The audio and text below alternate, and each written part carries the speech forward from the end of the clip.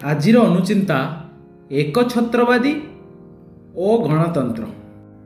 ଗୋଟିଏ ଏକଛତ୍ରବାଦୀ ଶାସିତ ରାଜ୍ୟର କୁକୁରଟିଏ ଦେଖିଲା ଯେ ରାଜ୍ୟର ସୀମାରେ ଲାଗିଥିବା ତାରବାଡ଼ରେ ଫାଙ୍କଟିଏ ରହିଛି। ସେ ଭାବିଲା ଫାଙ୍କ ଦେଇ ସେ ପଡ଼ୋଶୀ ରାଜ୍ୟକୁ ପଶିବ। ସେ ଶୁଣିଥିଲା ଯେ ପଡ଼ୋଶୀ ରାଜ୍ୟରେ ଗଣତନ୍ତ୍ର ଶାସନ ଚାଲିଛି। ସେ ଭାବିଲା ଯେ ଯାଇ ଅନ୍ତତଃ ପଡ଼ୋଶୀ ରାଜ୍ୟରେ ଗଣତନ୍ତ୍ରକୁ ଦେଖି ଆସିବି। ଏହା ଭାବି ସେ ତାରବାଡ଼ର ଫାଙ୍କ ଭିତର ଦେଇ ଆରପଟକୁ ଚାଲିଗଲା। ପଡ଼ିଶା ରାଜ୍ୟରେ ଏଣେତେଣେ ବୁଲୁ ବୁଲୁ ସେ ଦେଖିଲା ଯେ ଜଣେ ଲୋକ ଆସି ତା ଭଳି ଦିଶୁଥିବା ଗୋଟିଏ କୁକୁରକୁ ବାଡ଼ିରେ ଶକ୍ତ ପାହାରଟିଏ ଦେଲା।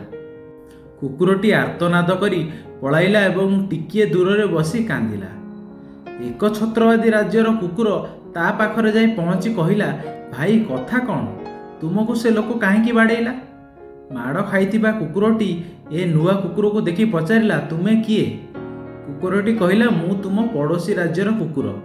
ଆମର ସେଠି ଜଣେ ରାଜା ଶାସନ କରନ୍ତି। ସେଠି ସେ ଯାହା ଚାହାନ୍ତି ତାହା ହୁଏ। ମୁଁ ଶୁଣିଥିଲି ତୁମ ଗଣତନ୍ତ୍ରରେ ରାଜା ନାହାନ୍ତି, ତୁମେମାନେ ସ୍ୱାଧୀନ ଭାବେ ଥାଅ। କାନ୍ଦୁଥିବା କୁକୁର କହିଲା, ଗଣତନ୍ତ୍ର ନା ଚୋପା, ମୁଁ ତୁମ ରାଜ୍ୟକୁ ପଳେଇବି। ଦେଖିଲ ନା ଏଠି କେମିତି ମୁଁ ପାହାରେ ଖାଇଲି। ଏକଛତ୍ରବାଦୀ ରାଜ୍ୟର କୁକୁର କହିଲା, ହେଲେ ମୋତେ ଖାଲି କୁହ ଯେ ତୁମେ ମାଡ଼ ଖାଇଲ କାହିଁକି? ସେ କୁକୁର କହିଲା, ମୁଁ ରାତି ସାରା ସେ ଲୋକର ଘର ସାମ୍ନାରେ ବାରମ୍ବାର ଭୁକୁଥିଲି। ତାର ନିଦ ସବୁବେଳେ ଭାଙ୍ଗିଲା, ତେଣୁ ସେ ସକାଳୁ ଉଠି ମୋତେ ପାହାରେ ଦେଲା। ହଉ ଆଉ ଡେରି କାହିଁକି, ଏବେ ଚାଲ। ଏକଛତ୍ରବାଦୀ ରାଜ୍ୟର କୁକୁର ଏହା ଶୁଣି କହିଲା, ହଁ ଭାଇ ଯିବା ଯେ ପ୍ରଥମେ ମୋତେ କୁହ ତ ଭୁକିବା କହିଲେ କ'ଣ? ଏହା ଶୁଣି ଗଣତନ୍ତ୍ର ରାଜ୍ୟର କୁକୁର ଅଟକି ଗଲା ଓ କହିଲା, ତୁମେ ଭୁକିବା ଅର୍ଥ କ'ଣ ଜାଣିନା? ତାହେଲେ ମୋର ତୁମ ରାଜ୍ୟକୁ ଯିବା ଦରକାର ନାହିଁ।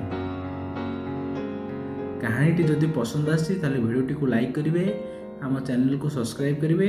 ଧନ୍ୟବାଦ, ନମସ୍କାର, ଜୟ ଜଗନ୍ନାଥ।